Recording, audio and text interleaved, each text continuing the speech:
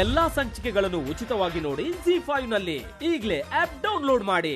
ದೊಡ್ಡ ಯಜಮಾನ್ರ ಪರಿಸ್ಥಿತಿ ಸುಧಾರಿಸಬೇಕು ಅಂದ್ರೆ ಏನ್ ಮಾಡ್ಬೇಕು ಡಾಕ್ಟರಪ್ಪ? ಔಷಧಿಯಿಂದ ದೇಹನ ಟ್ರೀಟ್ ಮಾಡಬಹುದೇ ಹೊರತು ಮನಸ್ಸನ್ನ ಮಾಡಕ್ಕಾಗಲ್ಲ. ಇದಕ್ಕಿರೋದು ಒಂದೇ ಪರಿಹಾರ. ಏನದು ಡಾಕ್ಟರ್? ಸರ್ಗೆ ಚಿಕ್ಕ ವಯಸ್ಸದೇನಾದ್ರೂ ನೆನಪಿಗೆ ಬರ್ಸಿದ್ರೆ ಅವರು ಬೇಗ ಗುಣ ಆಗೋ ಚಾನ್ಸಸ್ ಇದೆ.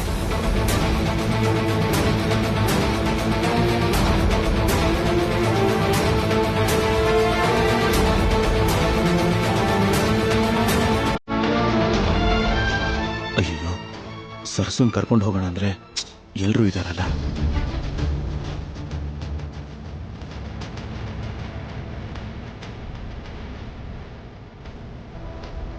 ಎಲ್ರಿಗೂ ಚಿಕ್ಕ ವಯಸ್ಸಿನ ವಿಷಯಗಳು ತುಂಬಾ ಚೆನ್ನಾಗಿ ನೆನಪಿರುತ್ತೆ. ಎಲ್ಲರೂ ಯಾವುದೋ ಒಂದು ಸಂದರ್ಭದಲ್ಲಿ ಚಿಕ್ಕ ವಯಸ್ಸಲ್ಲಿ ನಡೆದಿರೋದನ್ನ ಜ್ಞಾಪಿಸ್ಕೊಳ್ತಾ ಇರ್ತಾರೆ.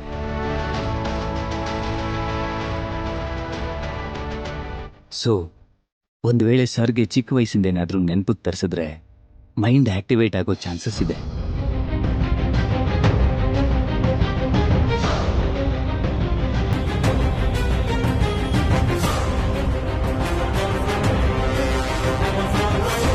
ಮಕ್ಕಳ ಬಗ್ಗೆ ಪೇರೆಂಟ್ಸ್ಗೆ ಎಲ್ಲಾ ವಿಷಯನೂ ತುಂಬಾ ಚೆನ್ನಾಗಿ ನೆನಪಿರುತ್ತೆ.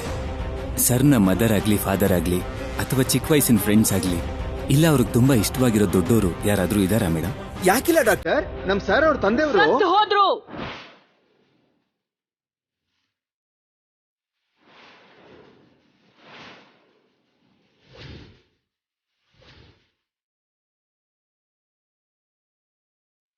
ಅದ್ಯಾಕ್ ಮೇಡಮ್, ಸರ್ ಅವ್ರ ತಂದೆ ಬದುಕೇ ಇದಾರಲ್ಲ? ಅಂತವ್ರು ಬದುಕಿದ್ರು ಸತ್ತಿರೋ ಹಾಗೆ ಲೆಕ್ಕ.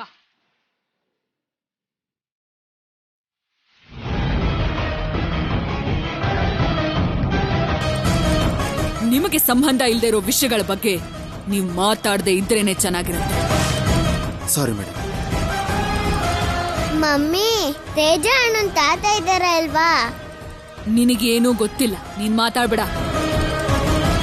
ಇಲ್ಲ ಡಾಕ್ಟರ್, ನಮ್ ಭಾವನೆಗೆ ಸಂಬಂಧಪಟ್ಟಿರೋ ದೊಡ್ಡವರೆಲ್ಲರೂ ಸತ್ತು ಹೋಗಿದ್ದಾರೆ.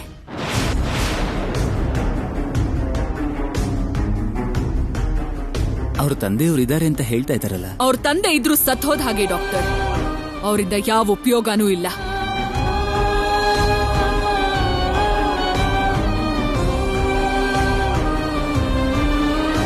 ಇಷ್ಟು ದಿವಸ ಸರ್ ಬಗ್ಗೆ ವಾಗ್ದೇವಿ ಮೇಡಮ್ ಅವ್ರಿಗೆ ಹೇಳ್ದಿರೋ ಹಾಗೆ ನನ್ನ ಬಾಯಿನ ಮುಚ್ಚಿಸಿದ್ರು.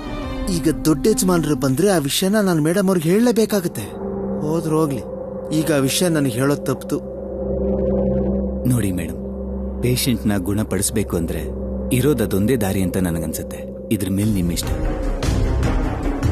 ಅಮ್ಮೋರೇ, ನೀನ್ ಏನ್ ಹೇಳ್ತೀಯೋ ನನಗ್ ಚೆನ್ನಾಗ್ ಗೊತ್ತಿದೆ. ಭಾವನವ್ರನ್ನ ಹುಷಾರಾಗಿ ನೋಡ್ಕೊಳ್ಳೋದಷ್ಟೇ ನಿನ್ನ ಕೆಲ್ಸ.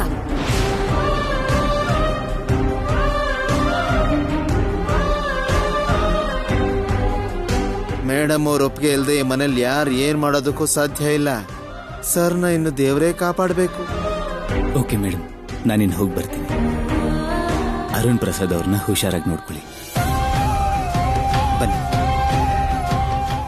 ಎಲ್ಲಾ ಸಂಚಿಕೆಗಳನ್ನು ಉಚಿತವಾಗಿ ನೋಡಿ ZEE5 ನಲ್ಲಿ.